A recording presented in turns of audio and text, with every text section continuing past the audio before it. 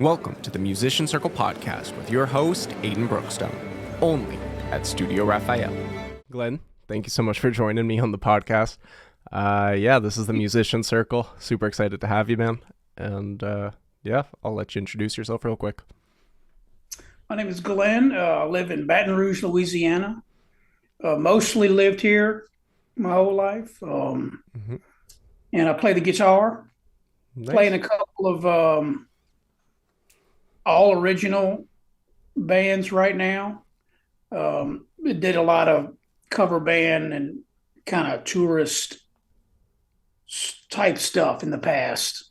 Great. And I work a day job and do it on the side. So nice. So how did music enter your life? Where did music start for you?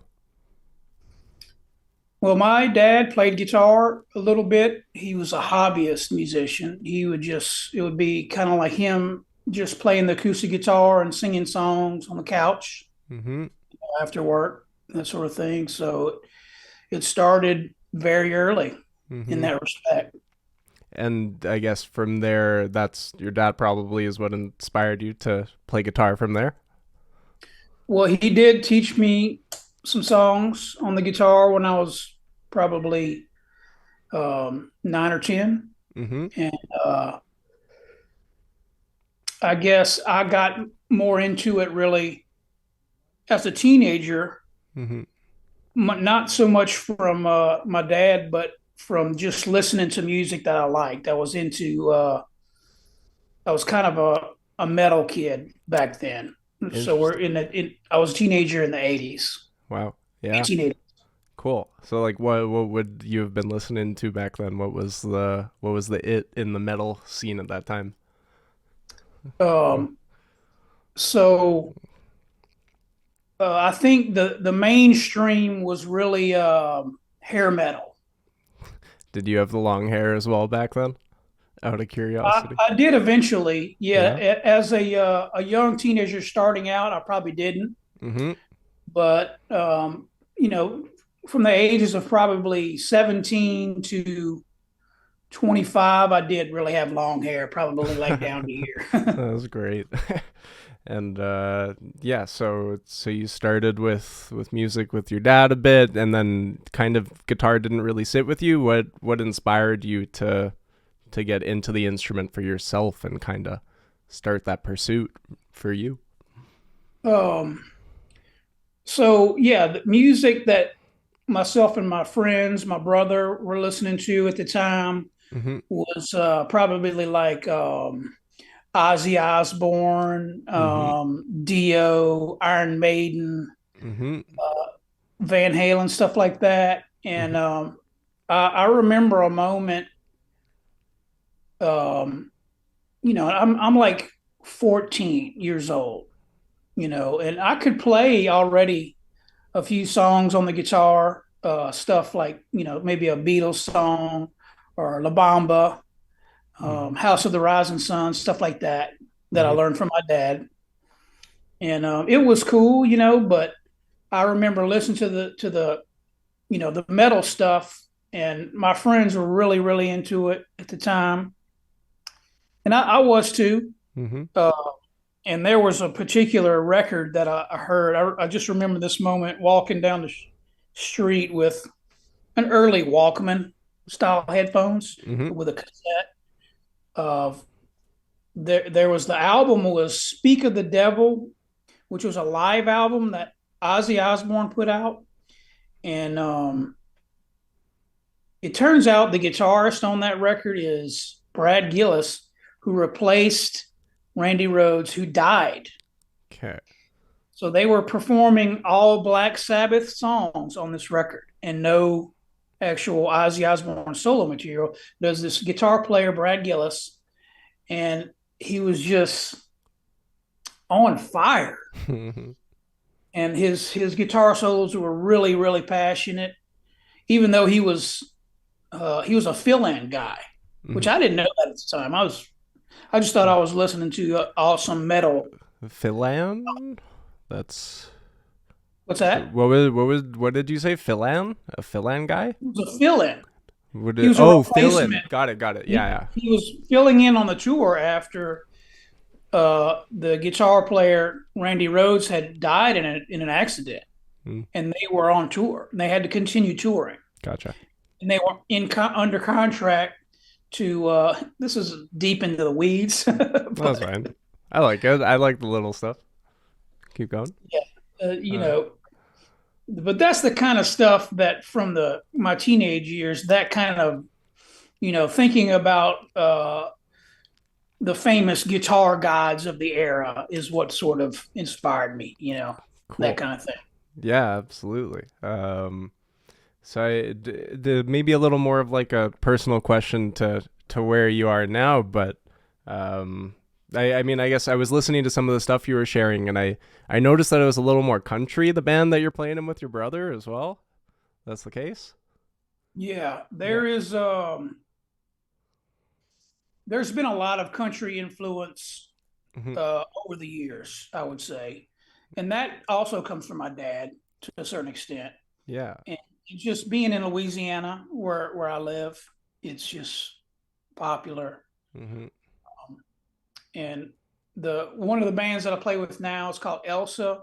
Yeah. And, uh, the the sort of the songwriter and vocalist of that band, he's really influenced by, I guess you would call, the early Americana alt country bands, Hmm. like I guess Uncle Tupelo, Wilco. Yeah. He's very influenced by that stuff. That's not Gotcha. something that I was really necessarily into. Hmm. Uh, I was just kind of introduced to that. Hmm. Um, and there was a time where I was really enjoying trying to play and perform live in original bands and stuff like that. And whoever cool people that I ran into, I would just join their band. Yeah, Hmm. let's rock. Hmm. So over the years, um, I can play a lot of different styles. So That's great. that's just one of them. Yeah. So it seems like I guess like because you're working a full time job as well, right? As you Yeah. said. Yeah. You worked as a carpenter, I think you said to me. Is that correct? Yeah, I'm a carpenter. I work for a state university in the sort of building maintenance department. Cool. So I guess now it's like when you get the chance to play, like what is music to you in those moments where you're getting to play? Some people see music very much as the thing that's like unless you're playing it on the big stage, then it's not worth it. But then you have the total opposite side of it where it's just music is about friends and family and connection and really being with people. So, you know, obviously in that sense that you're working a full-time job, music to you isn't necessarily the be all end all of life. So I guess now what is music to you during this time of your life? Oh man, there's a lot of sort of change and conflict going on with that Mm-hmm. uh, Which is lately. something we don't have to get into if you're not comfortable with it. Absolutely. Yeah, Um, no, that's it's no problem. mm-hmm. It is more about family and connection and Mm-hmm. having a good time to me these days. Yeah. But I I was on a big stage Saturday, Mm-hmm. opened up for Dwayne Betts. Um, I'm not so familiar with that scene, but how many people were at the show? it was a festival gig, Well, and there's probably, I don't know, 300 or 400 outdoor show with like three touring acts and three local acts. cool. So that was cool, and a big stage, pro sound Mm-hmm. and lights and all that. So I still get to do some of that. Yeah. Um, but I didn't get paid. So Crap. So then, yeah, yeah, I mean, I get like the sense and vibe from you that you're a very like homegrown type of guy who, it seems like music makes the most impact to you when, and correct me if I'm wrong, but in the spaces where it provides the most meaning.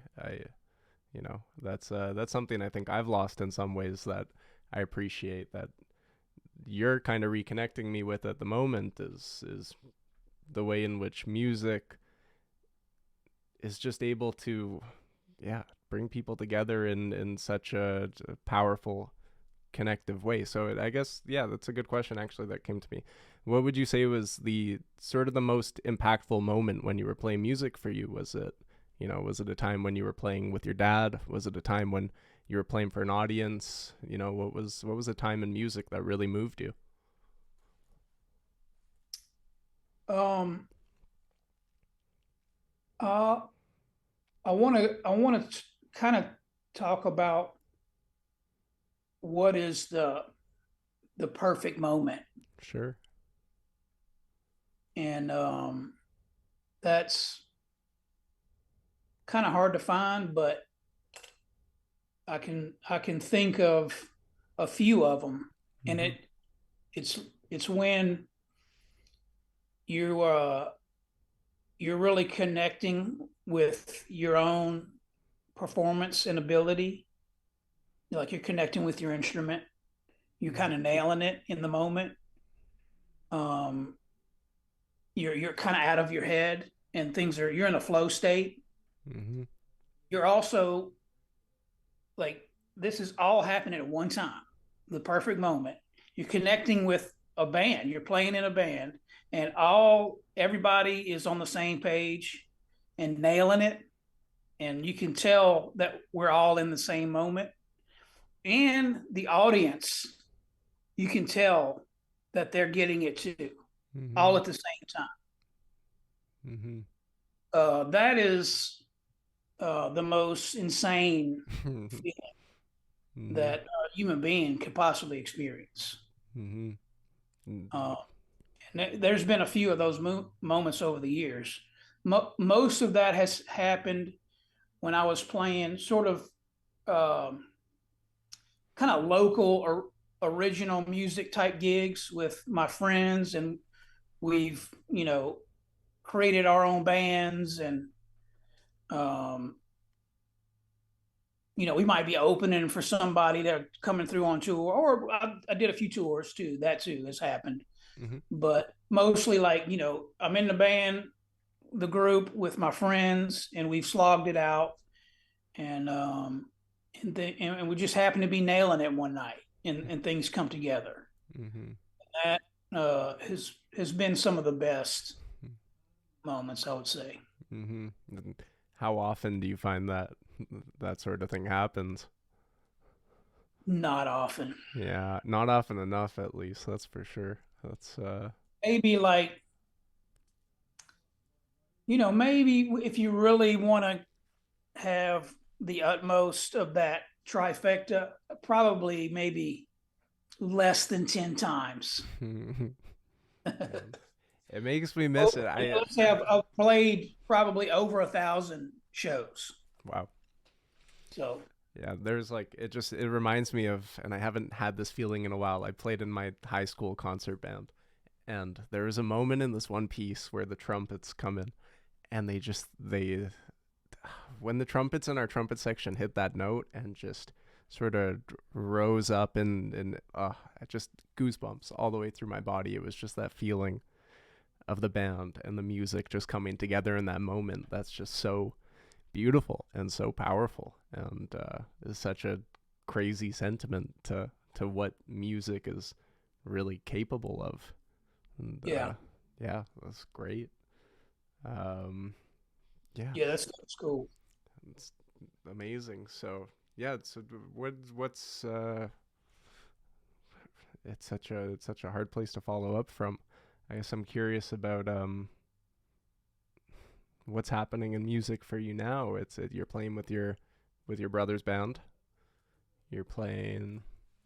What else is Yeah, happening? Mm-hmm. and that I guess that also kind of coincides with you know those perfect moments that I described. Um, I guess in the past I was more ambitious to try to get more of that, Mm-hmm. and I'm 50ish now, and it's just it's pretty hard to get that. Mm-hmm. So these days it is more about, like, when playing with my brother is um it can just be about me supporting him. Right. He's a songwriter, and he's wanting to present his material and do that more. He used to be more of just a drummer Mm-hmm. and a music teacher type guy, and then he got into the songwriting thing. So yeah, it can just be about me being able to spend time with my brother and support him. It doesn't. I don't even have to be good. Mm-hmm. I'm trying to, I'm always trying to do a good job and be professional, but I don't have to get anything out of that, Yeah. really. So that's cool. It takes a little bit of the pressure off Mm-hmm. when it doesn't have to be about anything, Is it you know. almost like in some ways music has just become like an act of service to you, where when you can show up and play, and it doesn't have to be for money, it doesn't have to be really for anything, it's just the sort of fulfillment that you get from being there and playing.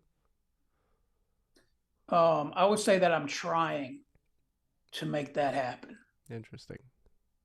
but I'm not always achieving it, Right.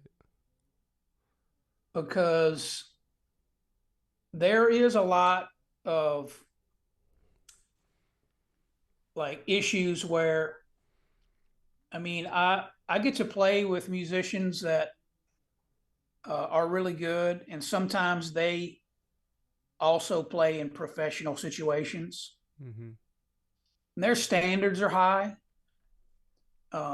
Like this past weekend, I'm on a stage, and the sound guy is a full time professional sound guy, and stuff like that.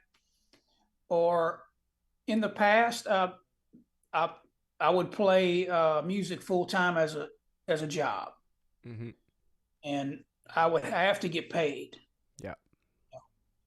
So there's sort of a holdover of, I guess, uh, just kind of the professional expectations of behavior that you're used to from that kind of activity. Mm-hmm. Sometimes if I don't get treated exactly the way I think I should, that a musician should be treated, maybe, Mm-hmm.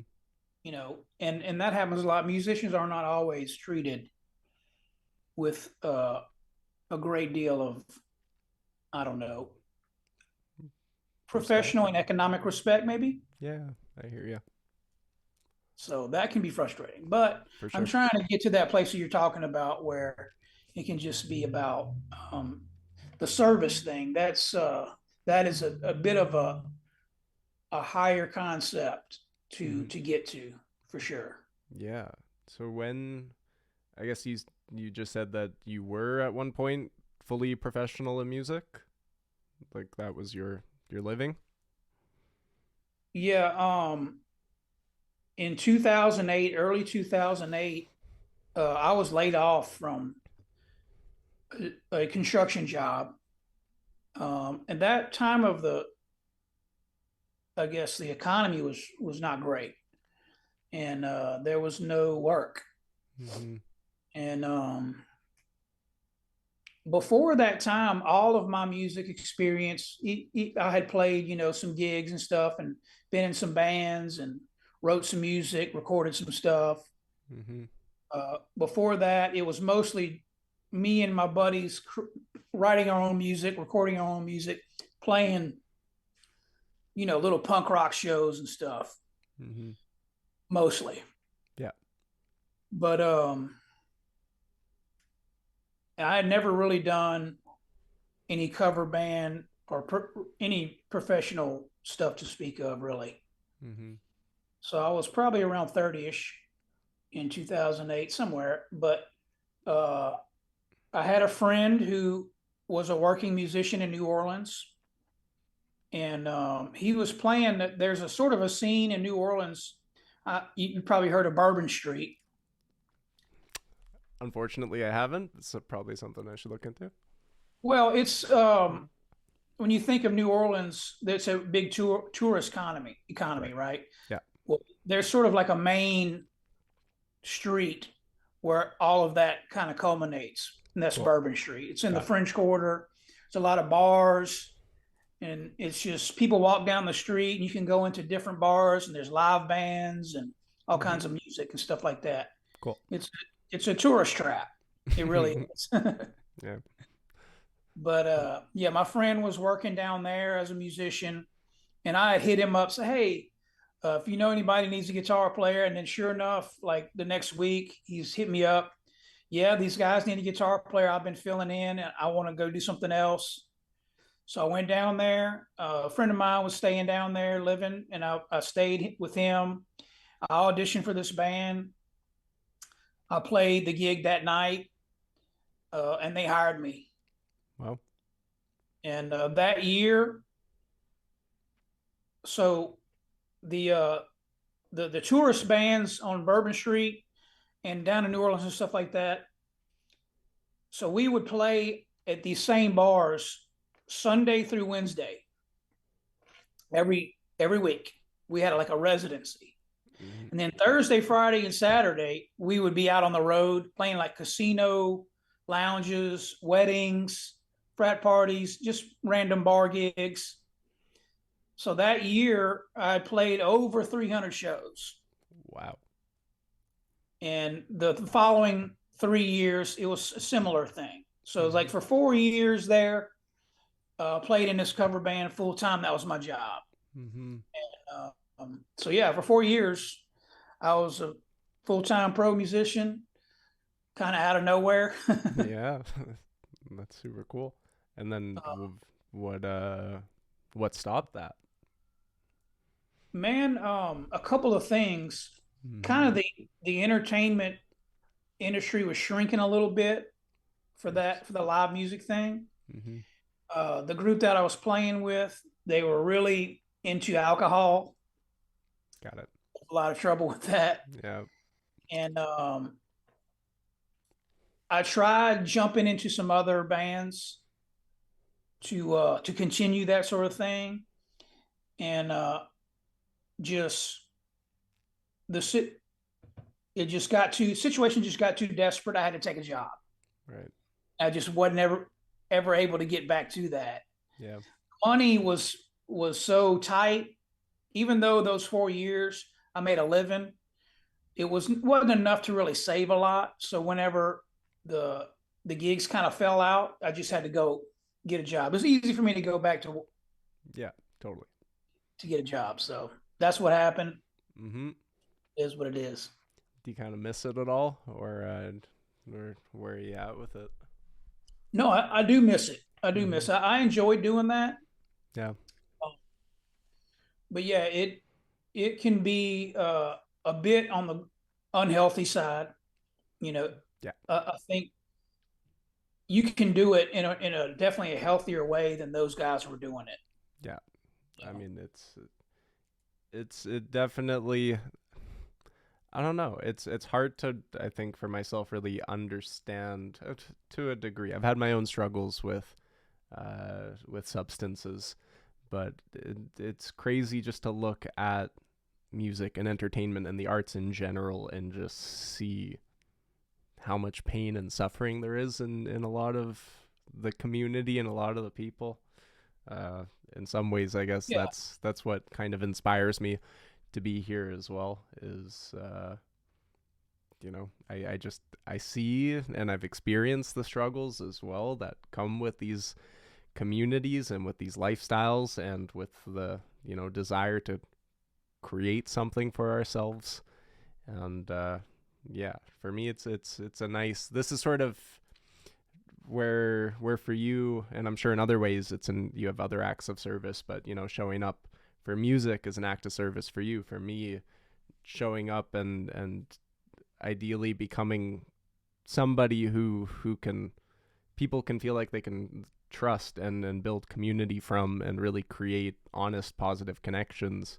That to me is sort of what feels like an act of service to me. So it's yeah, finding that sort of thing for you, whatever it might be, is such an inspiring way to live. And yeah, I mean, I appreciate your down to earth, grounded attitude towards all of it as well. I think sometimes that can really be missing in the world of music and entertainment, where it's all about I posted some questions on Reddit, and it's like, what's the hardest part of being a musician? And you got the people, you got the honest answers, but then you have the doing all the drugs and all the women. It's some people really focus on the glamorization, the glamification of the arts, and then there's the human at the end of all that, who's still experiencing life and who wants to love and who wants family and who just wants to connect. And yeah, that to me is a much more honest way to live than the way most musicians tend to go, which is live fast, die young, or just party hard and burn out. And yeah, so I guess I'm curious from that, what I think I've already kind of asked it, but maybe now we've reframed the question in some ways. Like, what does music mean to you now? Um, yeah, now it there's such a long period of there, and I've I still improve on my instrument. Mm-hmm. Um, and that is that's something that I haven't ever stopped doing through everything.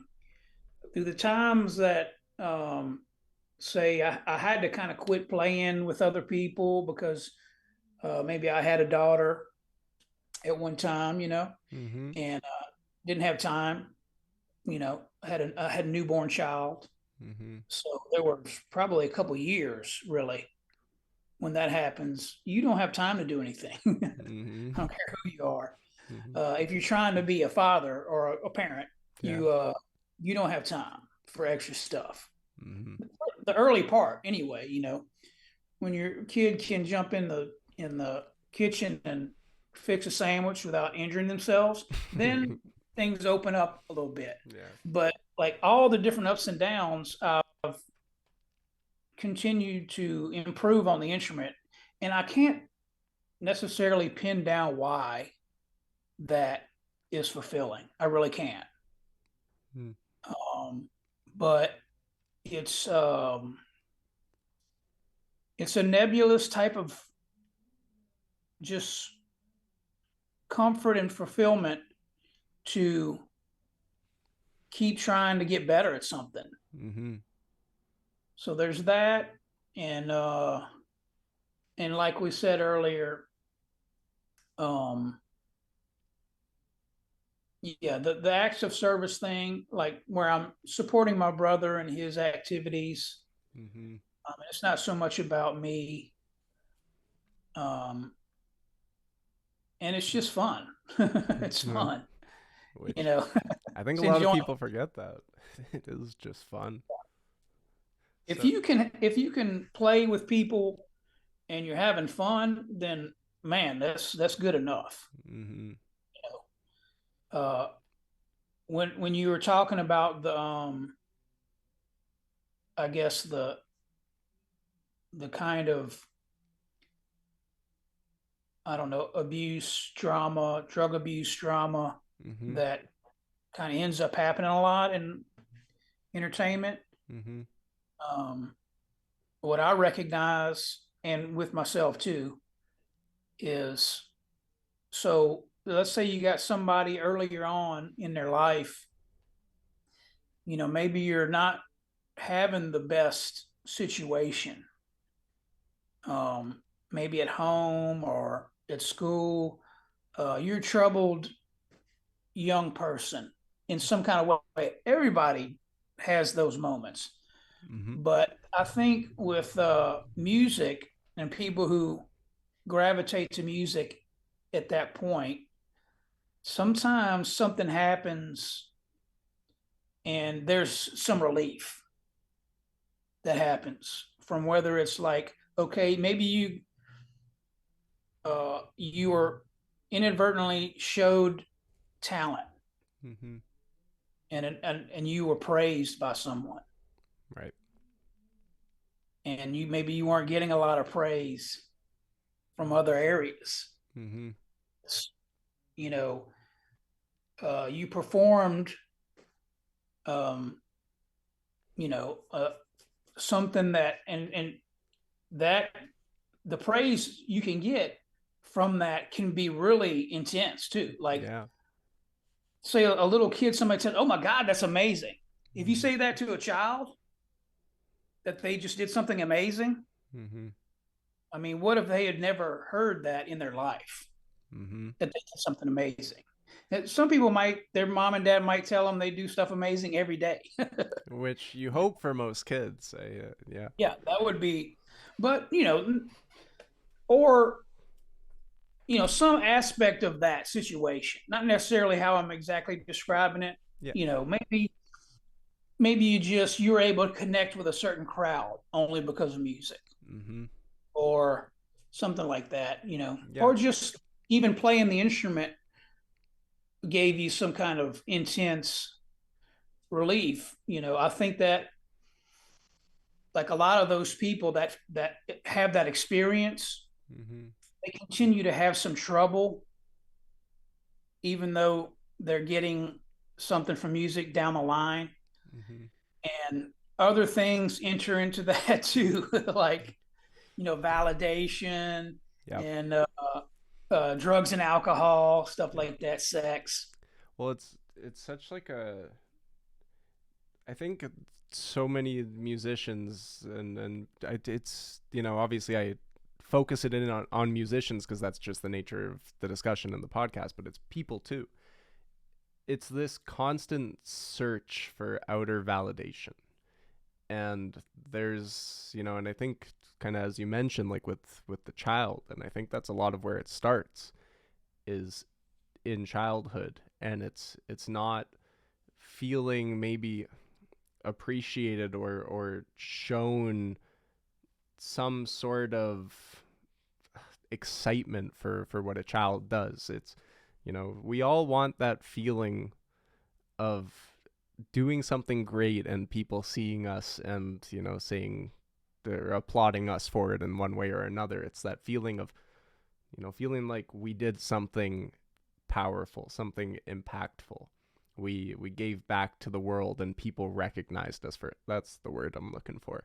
Recognition. We all seek some form of recognition, and I think for the fragile artistic ego, when people, especially when it's like your heart and your emotions and you put it out there and it gets rejected, that is such a quick path into feeling not good enough, feeling like because my art and my creation and thus who I am has been rejected, that means I'm rejected. And that's such a quick path into, I think, where we see so many musicians and artists and creatives go is just a path of self destruction. And I can't just pit that on to musicians because I think it comes in every other form of person. But yeah. Yeah, So, out of curiosity, I guess you said you have a daughter now. yeah. She's a grown. I have a grown daughter. She's like Okay. 26. Yeah. She is a chemical engineer. Wow. Yeah, Congrats to her. That's great. yeah, Did. yeah. She's great. Mm-hmm.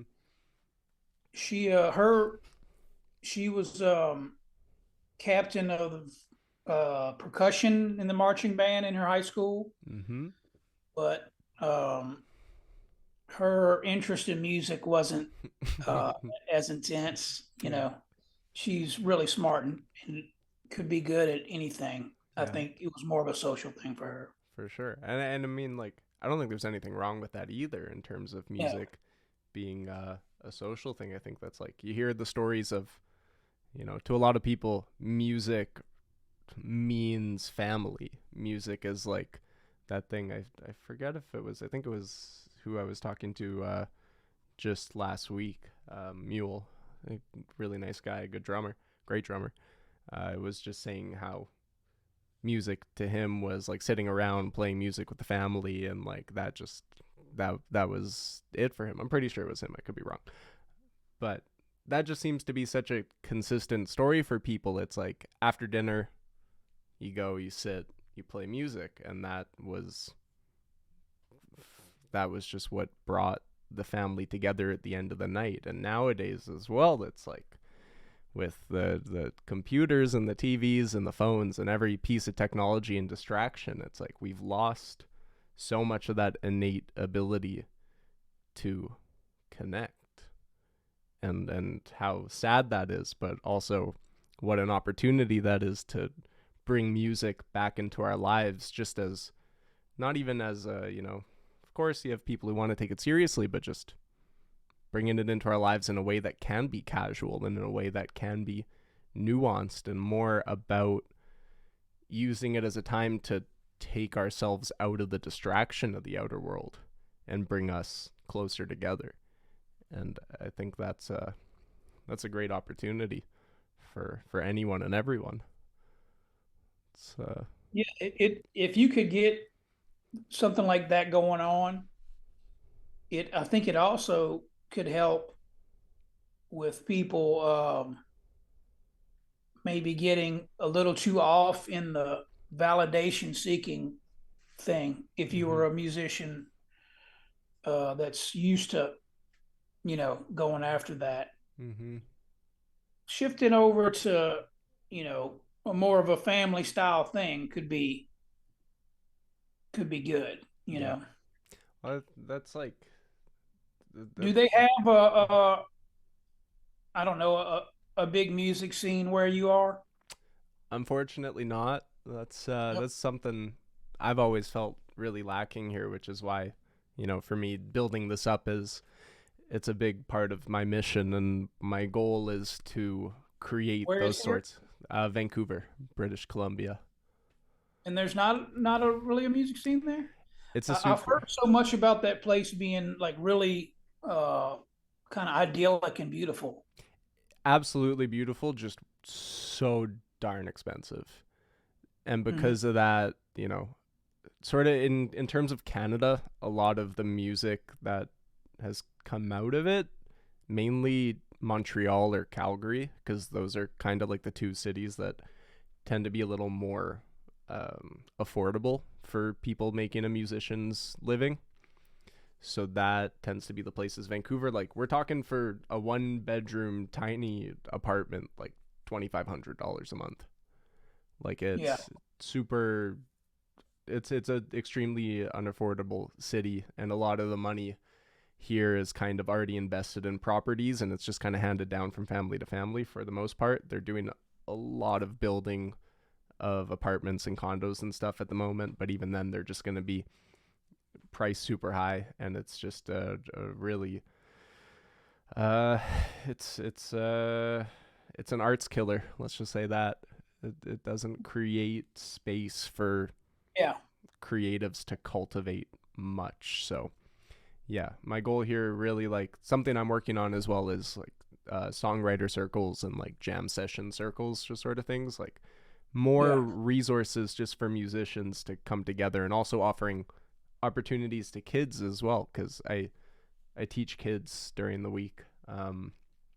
Kind of got a couple ukulele students, some guitar as well, and it's Ooh. like you notice that some, like, yes, they get that time to practice with you, but there's sort of that feeling that you're missing when you're not playing just with other people and getting that, you know, my some of my favorite times, or all of my favorite times to play music basically, are when I just got so lost in the music with friends, or just like in that sort of an environment where the music just sort of takes over and the thoughts go, and then the song or piece ends and you all just kind of look at each other and just laugh and smile because it was just such like a magical feeling.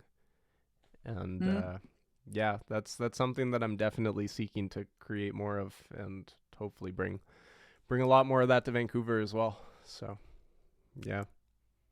cool. Yeah. Yeah. There, here is not, this is not a big city, but the region in general is there's so much music culture. Mm-hmm. Um, there's just a lot of talented people. Yeah.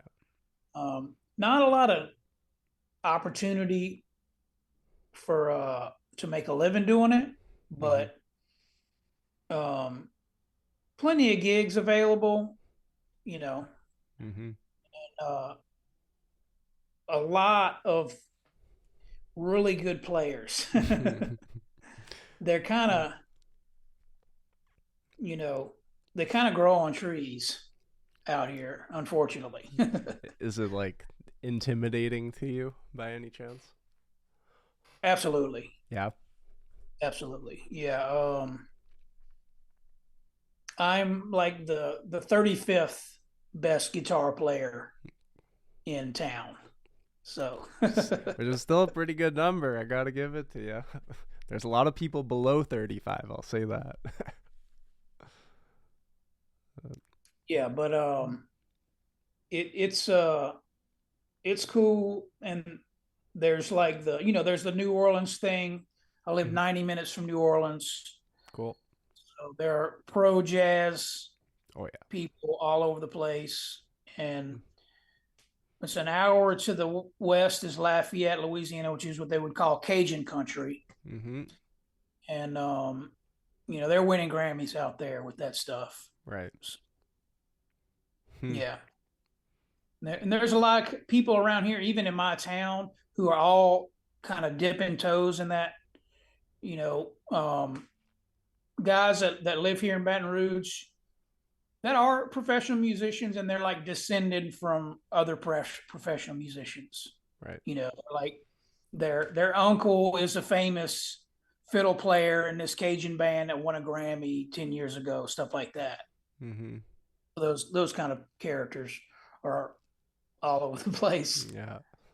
Is there like any opportunity in where you're at to, I guess, also like kind of meet these people and jam with them and learn from them too, or is it kind of like a community in and of itself that's just separate, if you know what I mean?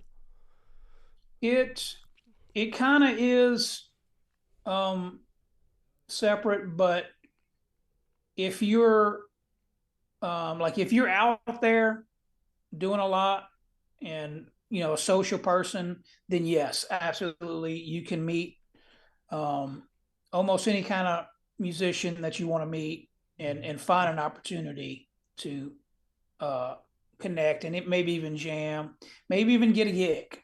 Mm-hmm. So that's cool. Yeah. But yeah, there's still like um,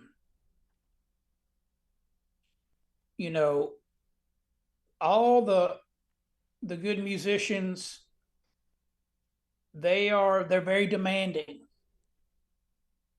and they're not just gonna you know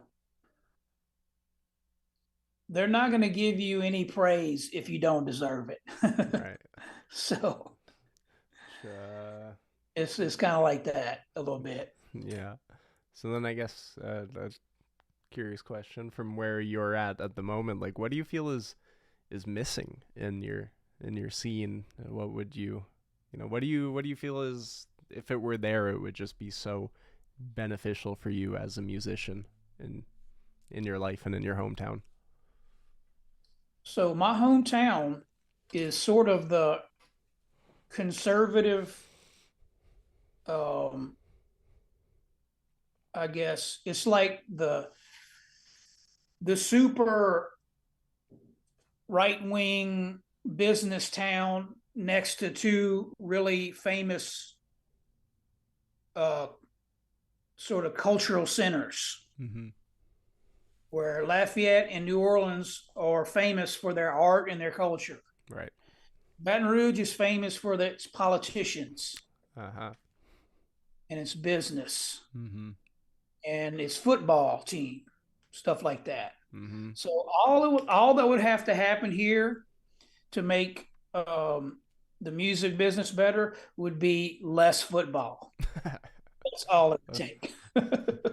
or or more football with music introduced to it as well. Wait, what team is out there? College football or College NFL? football, yeah. So Got the it. LSU Tigers, Got it. SEC college football. But Is it just yeah, like what? another thing would be just I don't know how you would make it happen, but the culture here is sort of party culture Got it. as opposed to really art culture. Mm-hmm. So the musicians that make money in my town all play in cover bands. Right. You know, they're doing "Don't Stop Believing," "Jesse's Girl," or whatever is the latest popular stuff. That's kind of old, but Yep. uh, Yeah, that still makes the crowd go. That's for they sure. still put those in there. Oh Yeah, yeah. and the sort of art based music tends to stay underground, Mm-hmm. and that can be a little. I guess it can be a little demoralizing for the musicians that are trying to be more artistic and creative. Mm-hmm. You know, and it it can get a little depressing hanging around those types because Yeah. they're all a little bit um I don't know, disgruntled maybe. Yeah. It eventually gets to you when you've Yeah. you've been trying for so long, and it just feels like it's not going to work or something. It eats away at you a little bit. It sucks. I really do. For the young people that I meet that I notice to have a particular talent and ambition, I tell them they should move. Mm-hmm. I really do.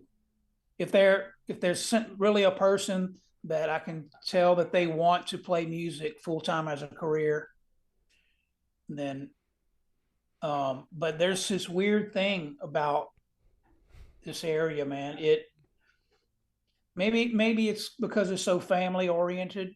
Mm-hmm. Um, People and it's cheap to live here. Mm-hmm. Um, it's easy for you to just like get a job and coast and stay, Mm-hmm. and you can play gigs where um, you're getting a little bit of attention, you know, Mm-hmm. and it kind of sucks the ambition I think out of people maybe. Yeah. But yeah, I try to tell the young guys that are good that they really need to go away. Yeah.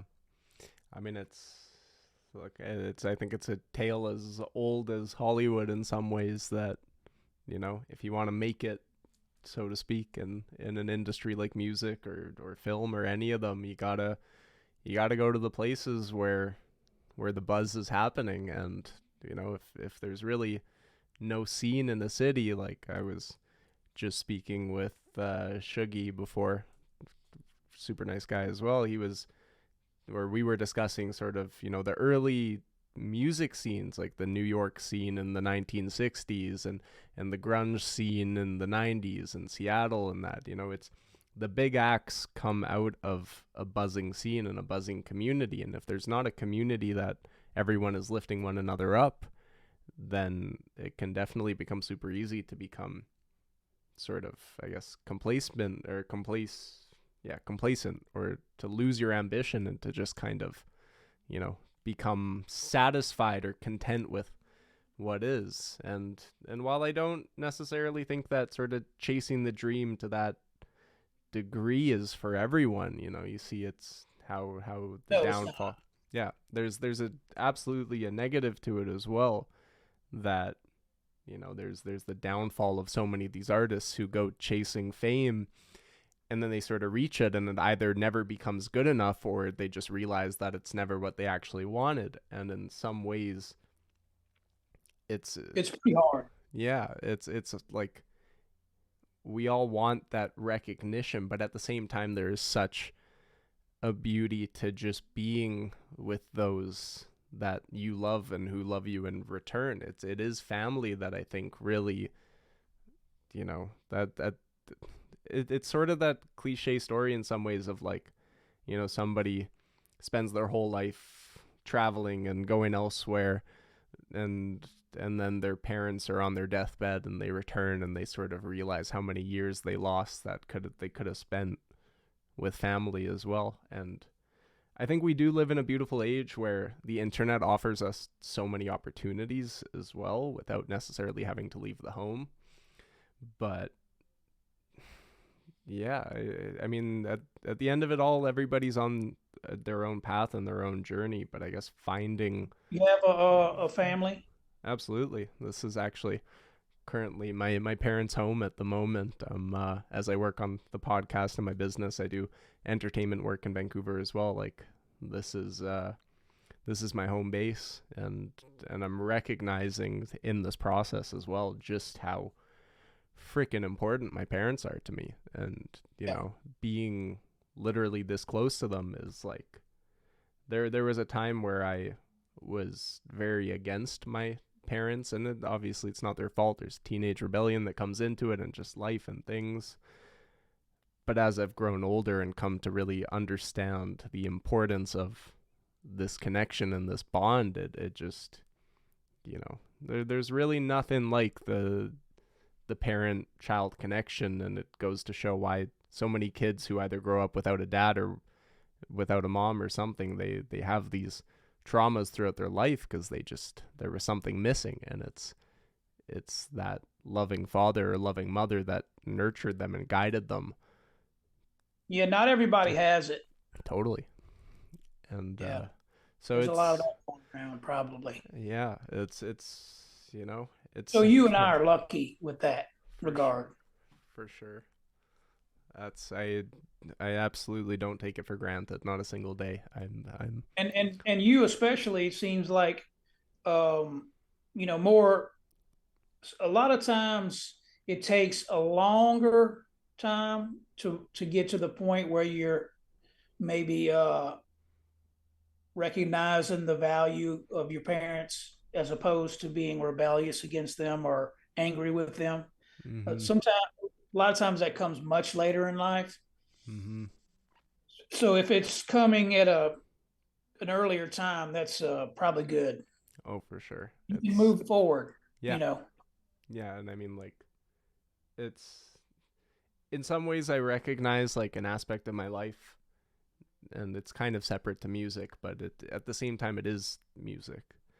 Is that like a big part of my life has actually been healing the connection and relationship with my parents and with my family, and how reconnecting with that has actually made my music and my creation so much more powerful, or so much more important and meaningful to me, just because instead of basing my creation in the trauma of unhealed relationships, it's now become more focused on, utilizing the love that I get from my parents and from the people around me, and how do I use what I receive to then give back to others in a greater and greater way.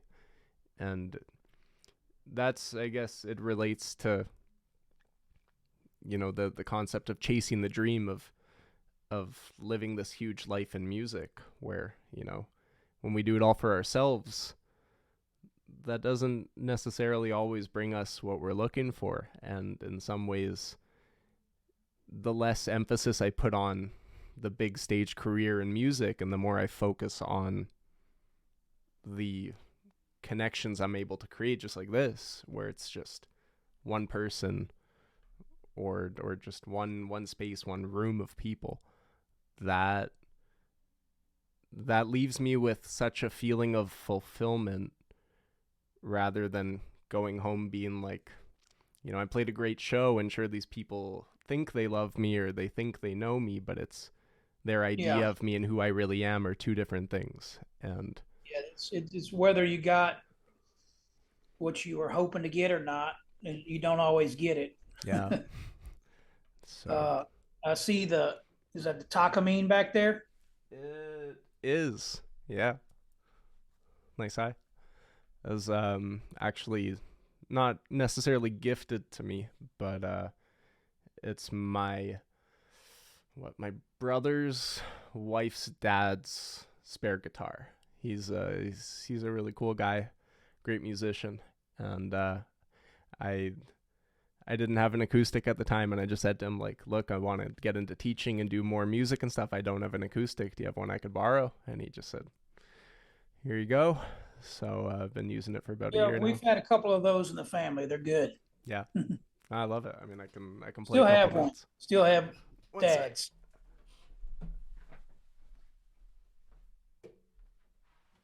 Uh, it's trusty. It's hardy. The it's doing me very well these days. And as you were saying, kind of like the growth with an instrument.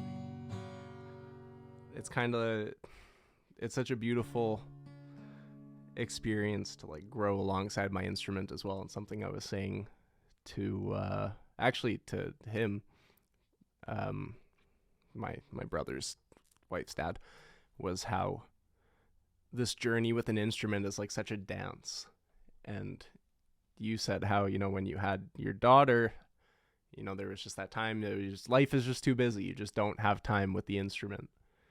But as we grow, there's like this interplay and interconnectedness between our instrument and us, where there's times where the instrument's just like calling out to us and we're just playing and really in tune with what we're creating with our instrument. And then there's times where we're just, we want to but we can't, or there's just something kind of pushing us away. It's like there's this sort of energetic push and pull between us and our music, and I just find that to be such a cool aspect of the musician's journey with whatever they're playing. But yeah, no, Yeah, it's good. It's good to take breaks too. mm-hmm, for sure. That you're there's sort of kind of like I compare it to like bodybuilding, Mm-hmm. where when you're pounding the weights, the muscles aren't growing right then. They're Mm-hmm. growing at night when you're sleeping. Yeah.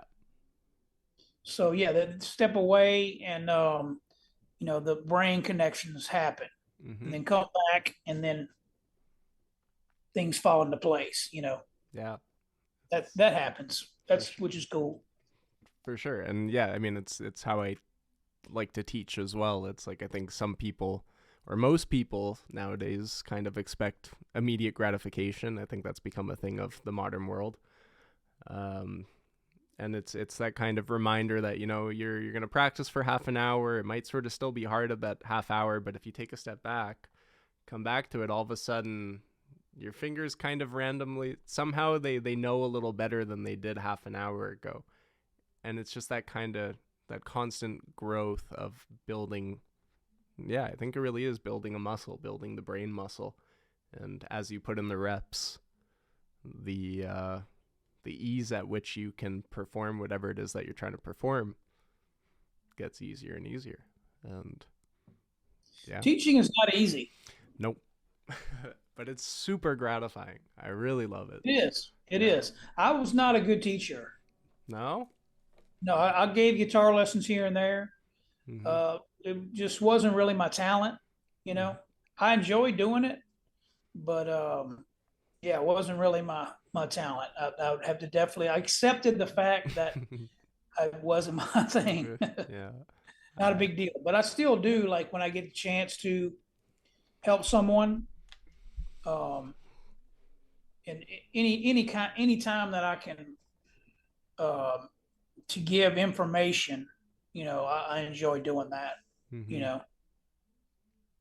Yeah. I mean, hey, Glenn, I appreciate all the information that I've gotten out of today. It's been a beautiful conversation, and you've offered me a lot from your perspectives, and even just like there's something for me as in some ways still a boy, some way still a boy who's working on stepping into becoming a man and talking with, a father, somebody who has been through the trials and tribulations of what it means to raise a child. That's not where I'm at yet, but it's something I want to step into. And sharing in conversation with someone who's been through that, every conversation I have offers me something new, and this is definitely one of those that I'm sure to remember. So thank you, Glenn. Yeah, man. You're welcome. Yeah, Enjoy it. absolutely. Anything else you'd like to share before we wrap it up for you? Um, well, not really. I'm about to go play songwriter night with my brother in a little bit. So yeah. Nice, man. Well, I hope you carry the energy forward from here, and just have a lot of fun. Hopefully, we'll keep in touch. Yeah, man. And yeah, I wish you the best out there. Take care. Okay, Aiden. Take care, Glenn. See ya. Bye. Whew. Wow. That was a really powerful conversation for me. That just to start, it's interesting to sort of see how I changed throughout it. I started off feeling sort of stressed, and I could tell that Glenn, he's got this groundedness to him that I guess, not used to in this sort of environment just yet. I'm learning who I am in these conversations, and what does it mean when I'm bringing the best of myself to them? And he slowly but surely grounded me into a more, I don't know, grounded energy. Is that the right way to put it? Maybe it's another one of those things that when I give it a couple days to reflect on and come back to it, I'll get it a little more. But yeah, Glenn, again, if you listen and get to the end here, thank you so much, man. That was a beautiful conversation. To any listeners, thank you as well. I hope you got a lot out of that, and I know I absolutely did. But that's it for that episode. So my name's Aiden. This is Studio Raphael. Thank you so much for tuning in, and hopefully I'll see you around the studio sometime. Take care.